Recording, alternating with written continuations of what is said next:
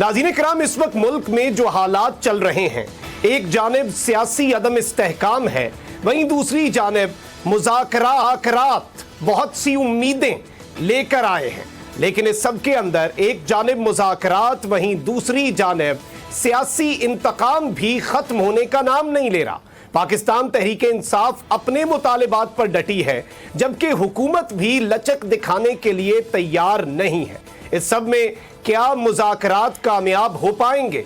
क्या कोई दरमियानी रास्ता निकाला जा सकेगा?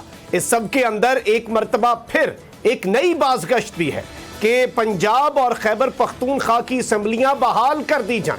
इस हवाले से सुप्रीम कोर्ट में मुतअद्दिद दरखास्तें भी इस वक्त दर्ज करवा दी जा चुकी हैं, और इस हवाले से भी अब कुछ बड़ा सरप्राइज हो सकता है, यानी इस मुल्क के अंदर कुछ भी हो सकता है और बहुत सी पॉसिबिलिटीज हैं। इन सब पर बात करेंगे।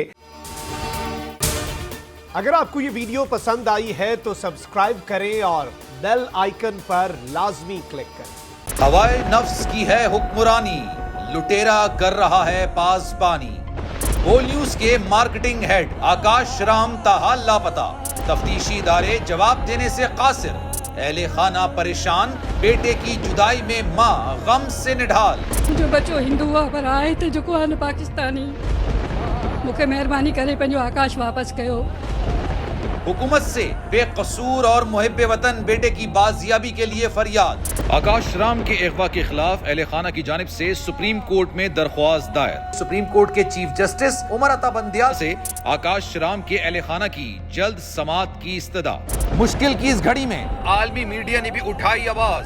CNN, आज तक, इंडिया टुडे, टाइम्स नाउ समेत आलमी मीडिया ने आकाश राम के अगवा के खिलाफ दिया बोल का साथ। उफ क्या जुल्म है, बोल इंसाफ का मुंतजिर।